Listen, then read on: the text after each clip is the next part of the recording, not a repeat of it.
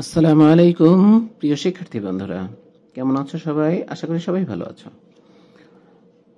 আজ আমি মজার ক্লাসে তোমাদের জন্য আরো একটি মজাদার ক্লাস নিয়ে উপস্থিত হয়ে গেছি। আজকে আমরা দেখব অষ্টম শ্রেণীর বাংলা বিষয়ের পাখি গল্পের বইয়ের কাজ। পাখি গল্প পড়েছিলাম, সেই পাখি গল্পের যে বইয়ের কাজ ছিল সেই বইয়ের কাজটা আজকে দেখব। তো চলো দেখে নেই আজকের বইয়ের কাজ।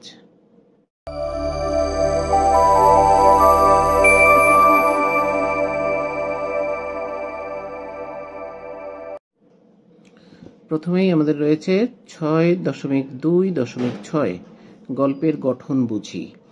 এই অংশটা নিয়ে আমরা প্রত্যেকটা গল্পে আলোচনা করেছি। এখানে কিছু প্রশ্ন দেওয়া আছে, সেই প্রশ্নের আদলে উত্তর দিতে হবে, প্রশ্নের আলোকে উত্তর দিতে হবে। তো এখানে রয়েছে, দেখো, পাখি গল্পটি ভালো করে পড়ো, তারপর নিচের প্রশ্নগুলোর উত্তর দাও। কাজটি প্রথমে নিজে করো এবং পরে সহপাঠীদের সাথে আলোচনা করে প্রয়োজনে সংশোধন করো। তো এখানে প্রথম প্রশ্নটা রয়েছে হলো কাহিনী কি নিয়ে। তো আমরা এটা জানি যে পাখি গল্পের কাহিনী কি নিয়ে, তারপরে আমরা একটু লেখার চেষ্টা করি। দেখো, এখানে আমি লিখেছি যে একটি আহত পাখির প্রতি ভালোবাসা নিয়ে এই গল্পের কাহিনী গড়ে উঠেছে। একটি আহত পাখি, সেই পাখিকে কেন্দ্র করেই আর সেই পাখির সুস্থ হওয়া, মূলত এটাই ছিল হলো পাখি গল্পের মূল কাহিনী। কি কি ঘটনা আছে? অনেক ঘটনা আছে, সেখান থেকে খুব সংক্ষেপে, অল্প জায়গা, এর মধ্যে সংক্ষেপে আমি এটা লেখার চেষ্টা করেছি। যে অসুস্থ কুমুর মামাবাড়ি গমন, এটা ছিল গল্পের যে প্রথম ঘটনা সেটা। তারপরে পাখির আহত হওয়া, তারপরে ছিল কুমু ও পাখির সুস্থ হয়ে ওঠা। এই তিনটি ঘটনার কথা আমি এখানে উল্লেখ করেছি। এরপরে রয়েছে কোন কোন চরিত্র রয়েছে বা কোন কোন চরিত্র আছে। তো এখানে অনেকগুলো চরিত্র আছে, যেগুলো যে চরিত্রগুলো মুখ্য সেগুলো আমি লিখেছি। যে কুমু, লাটু, কুমুর মা, মাসি, দিদিমা, এরা রয়েছে গল্পের চরিত্রের মধ্যে। তবে কুমু এবং লাটু মূল চরিত্র। কুমু এবং লাটু, তারা দুইজনেই পাখিকে সুস্থ করে তোলে, অর্থাৎ এই পাখি গল্পের মূল কাহিনী আবর্তিত হয়েছে এই দুইজনকে কেন্দ্র করেই। তারপরে রয়েছে লেখকের দৃষ্টিভঙ্গি কি। পাখির প্রতি প্রেম ও মমতার ইতিবাচক দৃষ্টিভঙ্গি ফুটে উঠেছে। এই গল্পে লেখকের কি ধরনের মনোভাব ফুটে উঠেছে? পাখির প্রতি প্রেম ও মমতার ইতিবাচক দৃষ্টিভঙ্গি ফুটে উঠেছে। এইটা হলো আমাদের ৬.২.৬ কাজ। এরপরে আরো একটি কাজ রয়েছে। এই কাজটি পরীক্ষার জন্য খুব গুরুত্বপূর্ণ, কারণ পরীক্ষা, এখানে যে প্রশ্নগুলো আছে এই প্রশ্নগুলো থেকেই পরীক্ষায় আসবে। কাজেই তোমাদের এই বইয়ের কাজগুলো খুব মনোযোগ দিয়ে ভালোভাবে করে নিতে হবে। এখানে রয়েছে ৬.২.৭ জীবনের সাথে গল্পের সম্পর্ক খুঁজি। পাখি গল্পের আলোকে নিচে কয়েকটি প্রশ্ন দেওয়া হলো। ১০০ থেকে ১৫০ শব্দের মধ্যে প্রশ্নগুলোর উত্তর প্রস্তুত করো এবং পরে সহপাঠীদের সঙ্গে আলোচনা করে প্রয়োজনে নিজের উত্তর সংশোধন করো। তো এখানে আমি লিখেছি, দেখো, ১ নম্বর প্রশ্নটা ছিল পাখি গল্পে পাখির প্রতি কুমুর কি মনোভাব প্রকাশ পেয়েছে। চলো দেখি আমি কি লিখেছি। পাখি গল্পটি একটি আহত পাখিকে কেন্দ্র করে নির্মিত হয়েছে। গল্পে কুমু নামের একটি মেয়ে আহত পাখিকে উদ্ধার করে তাকে শুশ্রূষা, বানানটা ভুল আছে, শুশ্রূষা করে স্বাভাবিক জীবনে ফিরিয়ে দেয়।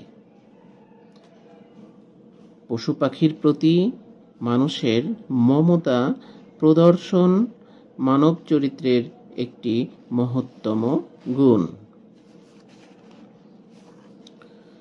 এই গল্পে পাখির প্রতি কুমুর অপরিসীম মমতা, ভালোবাসা ও সহানুভূতি প্রকাশ পেয়েছে। তাহলে পাখির প্রতি কুমুর কি মনোভাব প্রকাশ পেয়েছে সেটা এখানে খুব চমৎকারভাবেই আমি উপস্থাপনের চেষ্টা করেছি।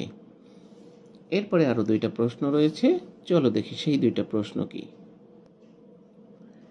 এরপরের প্রশ্নটা, অর্থাৎ ২ নম্বর প্রশ্নে রয়েছে, দেখো, কুমু ও পাখির মধ্যে লেখক কি মিল দেখিয়েছেন। এখানে কুমু এবং পাখির মধ্যে বেশ খানিকটা মিল রয়েছে, বেশ কিছু মিল রয়েছে। তো এখানে আমি তার কয়েকটা মিল উপস্থাপনের চেষ্টা করেছি।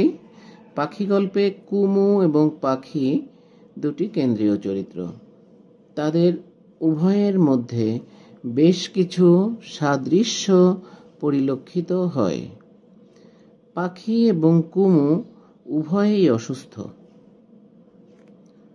অসুস্থতার কারণে কুমুর ডান পা এবং পাখির ডান ডানা কিছুটা ছোট হয়ে যায়। ফলে উভয়ের স্বাভাবিক জীবন ব্যাহত হয়। যত্ন, সচেষ্টা ও আত্মপ্রত্যয়ের ফলে দুজনেই একসময় সুস্থ হয়ে ওঠে। তাহলে অনেকগুলো মিল এখানে আমরা দেখেছি বা সাদৃশ্য আমরা খুঁজে পেয়েছি। তো এরপরে আরো একটি প্রশ্ন রয়েছে, সেই প্রশ্নের কাজটি দেখি।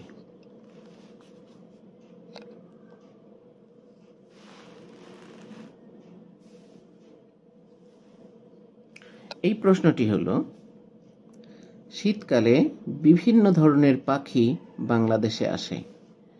এসব পাখি শিকার করাকে তুমি কি সমর্থন করো?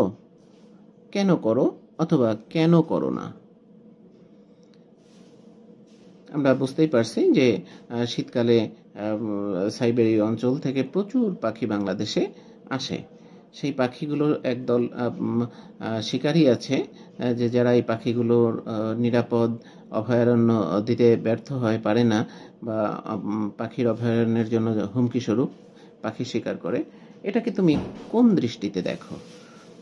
যদি সমর্থন করো তাহলে তুমি কেন করো সেটা লিখতে হবে, যদি সমর্থন না করো তাহলে কেন করো না সেটা লিখতে হবে। খুব সহজ বিষয়, কিন্তু লজিক্যালি যৌক্তিকভাবে এটাকে তোমার উপস্থাপন করে দেখাতে হবে।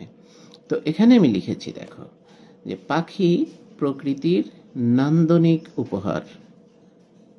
পাখি একদিকে যেমন প্রকৃতির শোভা বাড়ায়, অন্যদিকে পরিবেশের ভারসাম্য রক্ষা করে। তাই অতিথি কিংবা দেশীয় কোনো প্রকার পাখি শিকারের পক্ষে আমি নই। তাছাড়া অতিথি পাখি পরিবেশগত কারণে সাময়িক সময়ের জন্য এদেশে আসে। তাই এসব পাখিদের অভয়ারণ্য প্রদান করা আমাদের মানবিক ও নৈতিক দায়িত্ব। খুব সংক্ষেপে আমি কথাগুলো উপস্থাপনের চেষ্টা করেছি। এখন আমি তোমাদের এই যে 6.2.7 যে বইয়ের কাজটি উপস্থাপন করলাম, আমি এক ঝলক এই লেখাটি আবার দেখাই, তোমরা যাতে করে লেখাটি লিখে নিতে পারো, একটু পজ দিয়ে লিখে নিতে পারো। এই প্রশ্নগুলোই কিন্তু তোমাদের কি হবে, পরীক্ষাতে আসবে।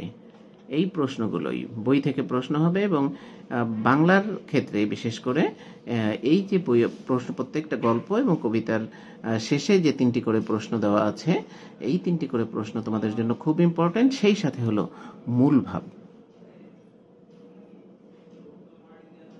আশা করি তোমরা দেখেছো এবং এই ক্লাসটি তোমাদের ভীষণ কাজে আসবে। তো যেহেতু ক্লাসটি অত্যন্ত গুরুত্বপূর্ণ, কাজে বন্ধুদের মধ্যে ক্লাসটি শেয়ার করে দিও, আর তোমরা ভালোভাবে লিখে নিয়ে ভালোভাবে এর প্রস্তুতি নিও। তো আজকের মতো বিদায় নিচ্ছি। আল্লাহ হাফেজ। আগামীতে আবার দেখা হবে ইনশাল্লাহ। ভালো থেকো সবাই।